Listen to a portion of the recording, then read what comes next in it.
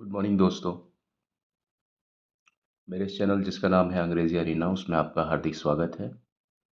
आज मैं आपको कुछ अलग चीज़ बताने वाला हूँ, जो कि है तो इंग्लिश से ही संबंधित, लेकिन कई बार स्टूडेंट्स को प्रॉब्लम ये आती है कि सर कौन सा स्टाइल ठीक है, कौन सा तरीका रखें हम लोग, क्या करें क्या नहीं करें।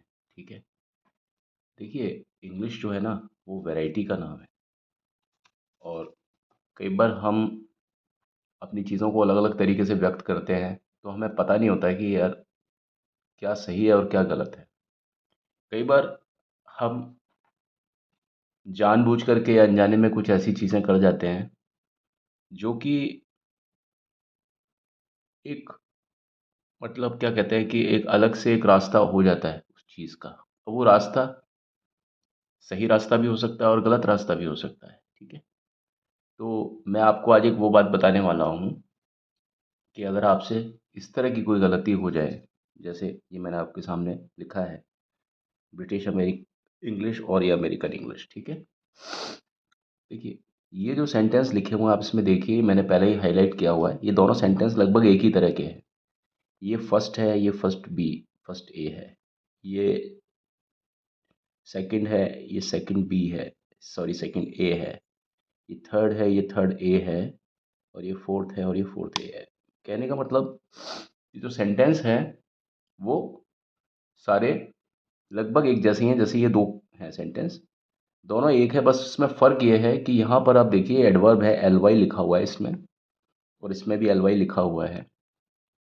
ये पूरा जो मूल सेंटेंस है वो क्या है, वो है he has arrived by now. ठीक है ना, he has arrived by now ये लिखा हुआ है, और यहाँ पर भी लिखा हुआ है he has arrived by now. अब इन दोनों में से कौन सा सही होगा? अगर हम प्रोबेबली लगा देते हैं, बीच में एक एडवर्ब लगा देते हैं, ठीक है, तो आप देखिएगा कि आपको देखने में ये सही लग रहा है, he has probably arrived by now. ठीक है, तो ये एक मिड पोजीशन एडवर्ब है। कुछ एडवर्ब होते हैं जो मिड पोजीशन पर आते हैं। ये मैं आपको बताऊंगा जब हम एडवर्ब की क्लासेस शुरू करेंगे कि मिड पोजीशन पर, यानी सेंटेंस के लगभग बीच में, ये लगभग सेंटेंस का बीच है, ये इसका मध्य है। मध्य में कौन कौन से एडवर्ब आते हैं, ये मैं आपको बताऊंगा जब मैं एडवर्ब की बात करूंगा। ठीक है, तो आप देखिए कि ये जो प्रोबेबली है ये यहाँ पर बीच में आ रहा है। ठीक है, और ये सेंटेंस यहाँ से लेके यहाँ तक जा रहा है, तो एक तरीके से जो है ये बीच में आ गया, आप देखेंगे, है ना, दो वर्ब और उसके बीच में ये रहा। लेकिन यहाँ पर आप देखिए प्रोबेबली जो है ना, वो दोनों वर्ब, यानी यहाँ पर हैज़ और अराइव दोनों वर्ब हैं। ये है आपकी ये है आपकी हेल्पिंग वर्ब, जिसको बोलते हैं हम ऑक्सिलरी, एच वी। और ये है आपकी एम वी, ये है आपकी एम वी। ये ऑक्सिलरी वर्ब है जिसको मैं बोलता हूँ एच वी भी बोल सकता हूँ, इसको मैं ए वी भी बोल सकता हूँ। ये मेरी है ए वी, और इसको मैं एच वी भी बोल सकता हूँ, हेल्पिंग वर्ब।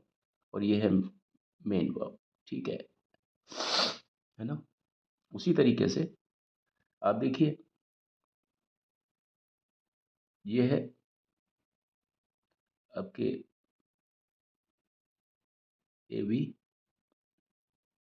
और ये है आपकी,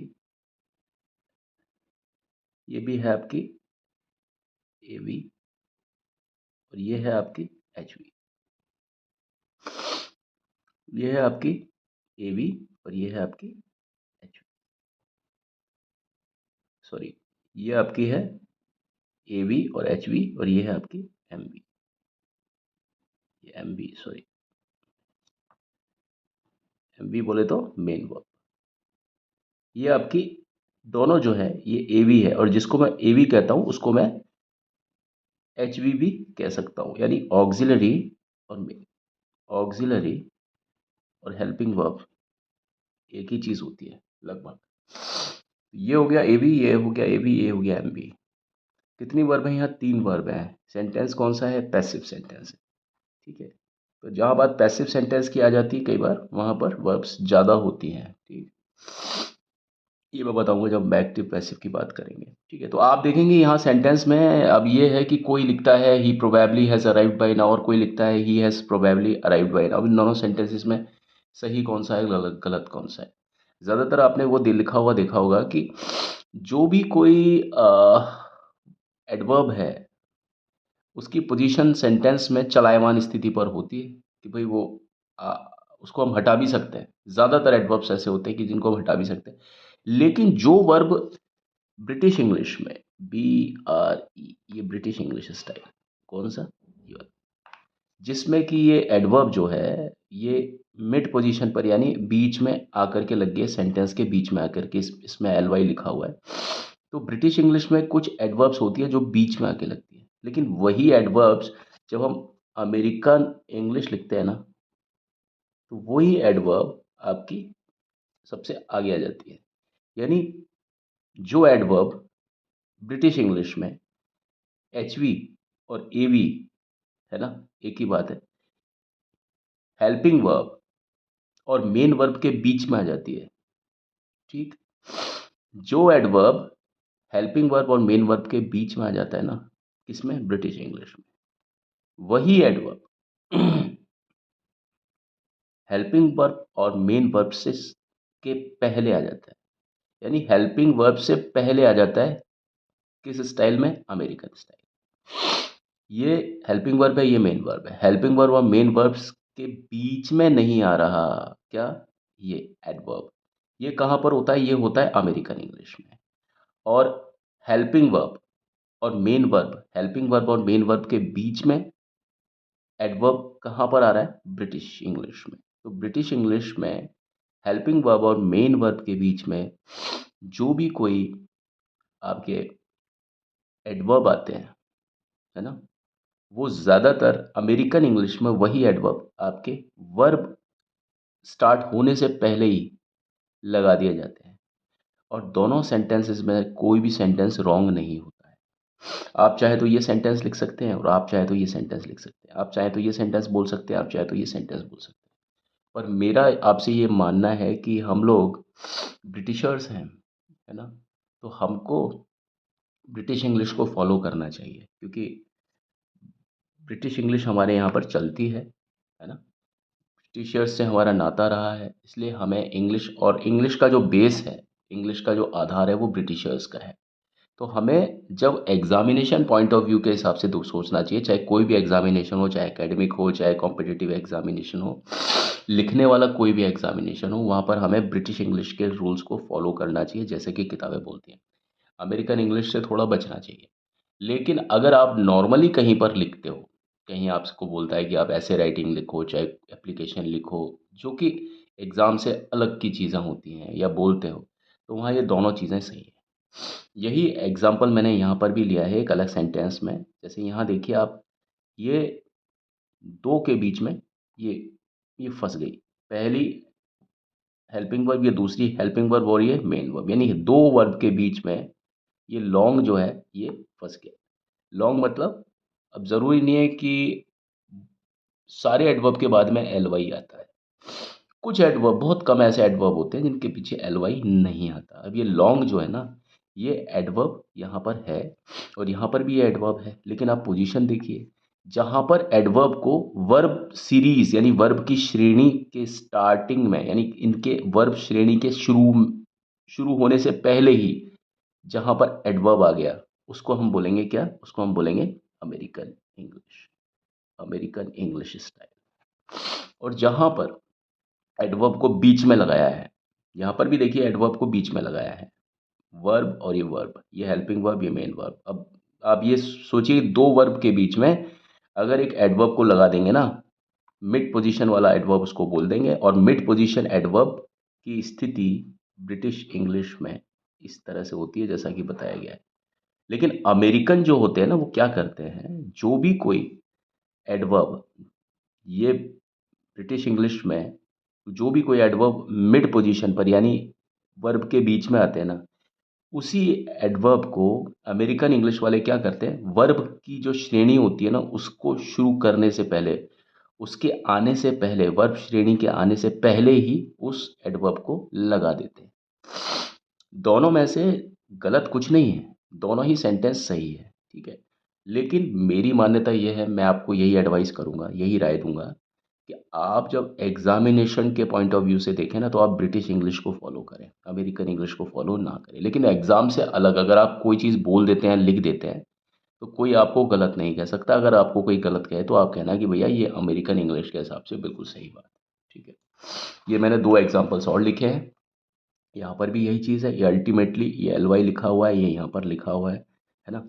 तो ये अब देखिए, शी अल्टीमेटली वाज़ रिस्पॉन्सिबल और शी वाज़ अल्टीमेटली रिस्पॉन्सिबल। अब ये आपको समझ में आ गया होगा, ये अल्टीमेटली क्या है, वाज़, और यहाँ पर इस वाज़ से पहले और बाद में कोई भी वर्ब नहीं है। इसका मतलब यहाँ पर ये जो है, ये हेल्पिंग और मेन वर्ब दोनों यही है। वॉज़ जो है ना, अकेला सेंटेंस में यही वर्ब है, तो ये हेल्पिंग और मेन वर्ब दोनों यही है। और सेंटेंस में इस वर्ब से पहले अगर एडवर्ब आ जाता है तो आप समझ लीजिए कौन सी स्टाइल है, ये है अमेरिकन स्टाइल। क्योंकि अमेरिकन स्टाइल में मैं फिर बता दूं कि जो एडवर्ब होता है ना, वो वर्ब सीरीज के शुरू होने से पहले ही आ जाता है, जिसको हम ब्रिटिश इंग्लिश में मिड पोजीशन एडवर्ब बोलते हैं ना, वो पोजीशन एडवर्ब अमेरिकन इंग्लिश वाले आगे लिख देते हैं, वर्ब को आने से पहले ही लिख देते हैं। तो अब ये कौन सा स्टाइल है, ये फिर से मैं आपको बता देता हूँ। ये है अमेरिकन स्टाइल और ये है, क्योंकि इसमें शी वॉज अल्टीमेटली, अब देखिए यहाँ पर वर्ब के बाद में आ रहा है ये, ठीक है। और ये सेंटेंस के बीच में लगा दिया, कहने का मतलब है वर्ब के बाद में। अगर एक वर्ब है तो एक वर्ब के बाद में, अगर दो वर्ब है, तीन वर्ब है, तो फिर ऑटोमेटिकली ये दो वर्ब के बीच में आ जाता है, जिसको हम बोलते हैं मिड पोजीशन एडवर्ब, ठीक है। तो मिड पोजीशन यानी वर्ब के बाद में या दो वर्ब के बीच में, ये जो तरीका होता है ना, ये ब्रिटिश इंग्लिश का होता है। और वर्ब्स या वर्ब को शुरू होने से पहले ही अगर मान लो एडवर्ब को लिख दिया, वो तरीका कौन सा होता है, वो तरीका किसका होता है, वो होता है ब्रिटिश इंग्लिश का। यानी वो ब्रिटिश, वो सॉरी, वो होता है अमेरिकन इंग्लिश का। यानी एडवर्ब जो है, अगर वर्ब सीरीज के स्टार्टिंग में ही, वर्ब सीरीज के शुरू होने से पहले ही अगर एडवर्ब को लगा दिया जाए, तो वो स्टाइल होता है अमेरिकन स्टाइल, ठीक है। और जहाँ पर एडवर्ब वर्ब के आने के बाद में, यानी पहली वर्ब अगर आ गई है और उसके बाद में अगर एडवर्ब लगा दिया, तो वो होगा ब्रिटिश स्टाइल। अगर सेंटेंस में एक ही वर्ब है तो, एक ही एडवर्ब है तो, और सेंटेंस में एक ही वर्ब है तो, है ना, और सेंटेंस में एक से ज़्यादा वर्ब्स हैं, तो एक के बाद में, एक वर्ब के बाद में ही एडवर्ब को लगा दिया जाता है। तो वर्ब के बीच में एडवर्ब फंस जाती है। जिस कंडीशन में आपको लगे ना कि एडवर्ब बीच में कहीं फंस गई है, वो होती है पोजीशन ब्रिटिश इंग्लिश की। और जहाँ पर आपको लगता है ना कि यार एडवर्ब को खुला छोड़ दिया, यानी सेंटेंस के शुरुआत में ही लगा दिया है, सेंटेंस के शुरुआत में ही लगा दिया है, सेंटेंस के शुरुआत में ही लगा दिया, यानी वर्ब को, वर्ब की जो सीरीज़ है, वर्ब की जो भीड़ है, उनको आने से पहले ही अगर एडवर्ब को लगा दिया है, अगर एडवर्ब को लगा दिया है, अगर एडवर्ब को लगा दिया है, अगर एडवर्ब को लगा दिया है, तो वो स्टाइल कौन सा होता है, वो होता है अमेरिकन स्टाइल। और आप याद रखिए कि अमेरिकन स्टाइल है ना, थोड़ा सा आसान बनाने की कोशिश करते हैं वो इंग्लिश को, और ये जो है ना, ये थोड़ा सा मुश्किल होता है, जिसको हम बोलते हैं ब्रिटिश इंग्लिश। तो बस आज की वीडियो में मैं इतना ही बता रहा था, लेकिन मेरा मेन औचित्य ये है कि दोनों ही स्टाइल बिल्कुल सही हैं, दोनों में से कोई भी गलत नहीं है। लेकिन अगर आप एग्ज़ाम की बात करते हैं, तो आप एग्ज़ाम में आप कोशिश ये कीजिएगा कि आप ब्रिटिश इंग्लिश को फॉलो करें, अमेरिकन इंग्लिश को फॉलो ना करें, ठीक है। मेरे इस चैनल को लाइक, शेयर और सब्सक्राइब ज़रूर कीजिएगा, कमेंट भी कीजिएगा, ठीक है। ये एक तरीका था ब्रिटिश और अमेरिकन इंग्लिश में किस प्रकार भिन्नता होती है। बाकी हर जगह पर ब्रिटिश और अमेरिकन इंग्लिश में आपको डिफरेंस मिलेगा, एक भिन्नता मिलेगी, और इन भिन्नताओं को बताने के लिए भी मैं आपके सामने आता हूँ। Thank you and have a nice time.